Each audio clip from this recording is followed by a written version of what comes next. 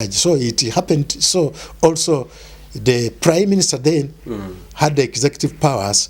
Then the president was ceremonial. Okay.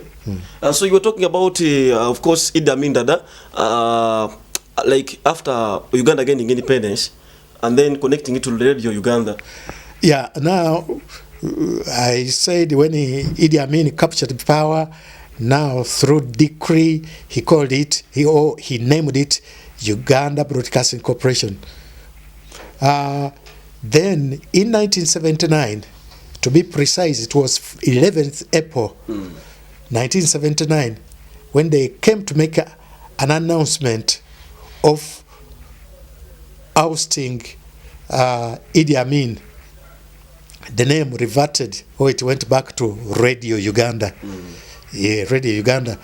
Then it went on until 2005, when Radio Uganda and Uganda Television were merged into what is today Uganda Broadcasting Corporation. Okay.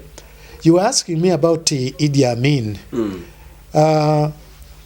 According to observers who have lived and seen and got interested in the development of radio in Uganda, that it was during Amin. Yeah. It was during Amin, that 71 to 79, that radio was at its peak in as far as coverage is concerned. And at that time it was operating off medium wave and shortwave transmitters, then FM. People today will tell you that the FM came with privatization or liberalization of the media, that it is what brought FM. No. FM started here, and it was known as Green Channel. And even when Amin was ousted, he had the vehicle which was fitted with outside broadcasting. Remember, I understand he was in Soroti using it broadcasting, saying I'm still in control. So that alone was FM. So FM was started here, except that maybe people didn't know.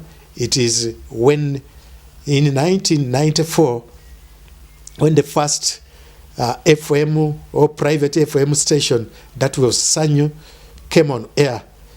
Then following others, because the very first one, at least that one I'm aware of, was Sanyu FM. Yeah. The second radio was Capital FM. Then others followed suit up to today, where you have more than 300 radio stations. And in Kampala, frequencies are saturated. Yeah. You know, when something is saturated, there's no way you can get a new frequency in Kampala, because all frequencies are filled up, because most of the radios want Kampala being a capital, and most of them wanted to make money. Yeah. This is where money is. So most of the radios are in Kampala.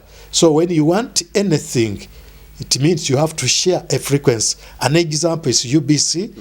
UBC is sharing one of its frequencies with China Radio International. I know you are aware yeah. with the UBC portable.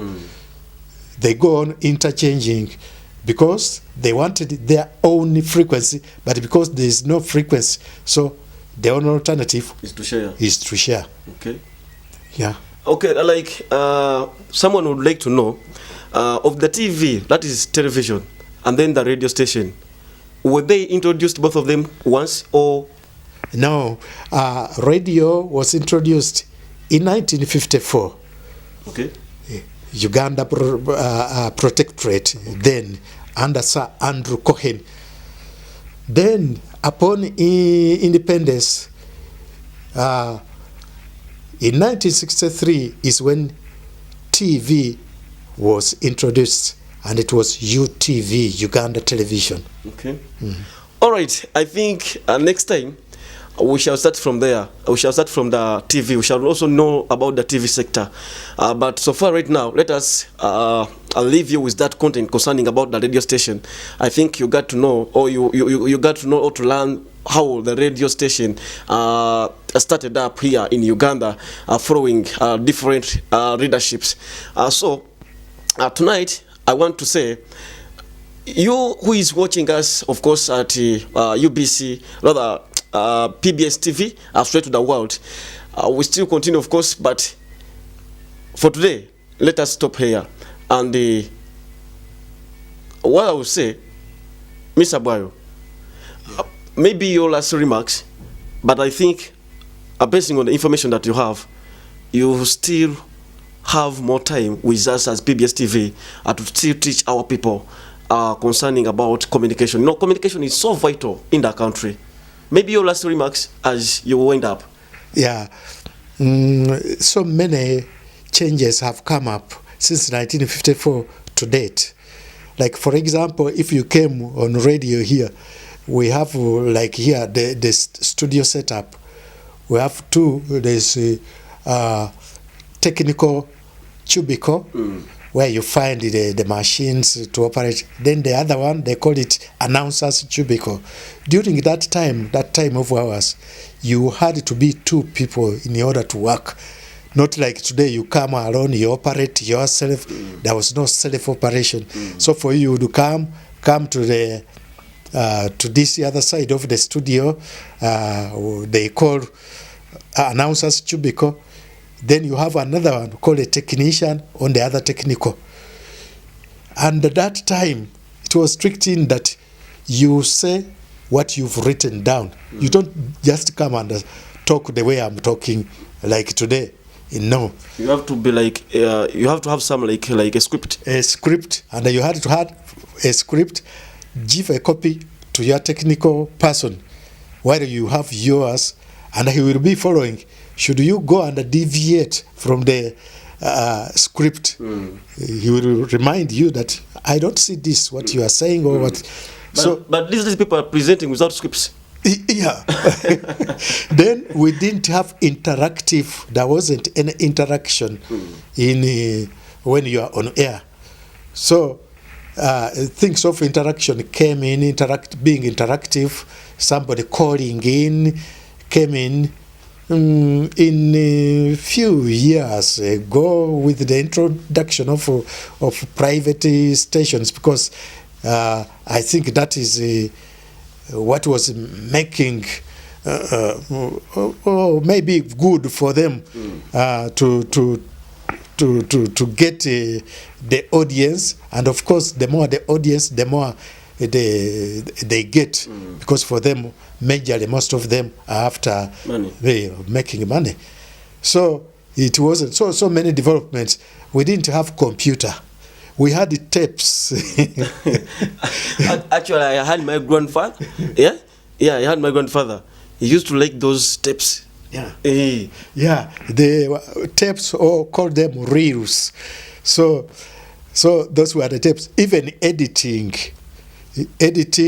there was real cutting a tape here. It was not as easy as today. Yeah. So we had the tapes. We didn't have phones in the studio that you interact with somebody, you call, or somebody calls in.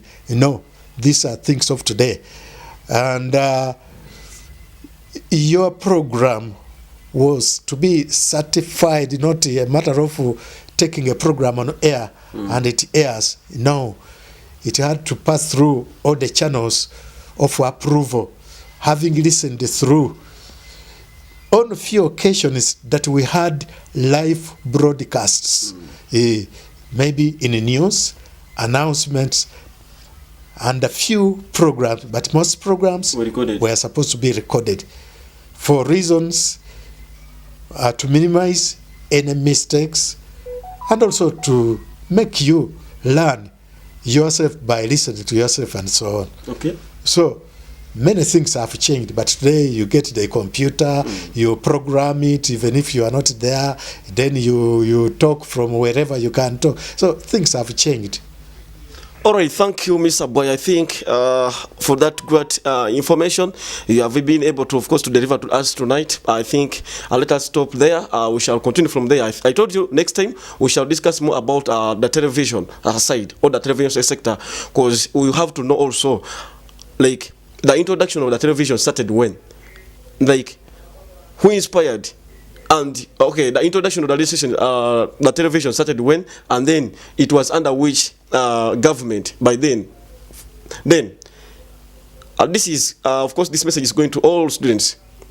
I know it's time for holidays, and what I know, all students are back at home.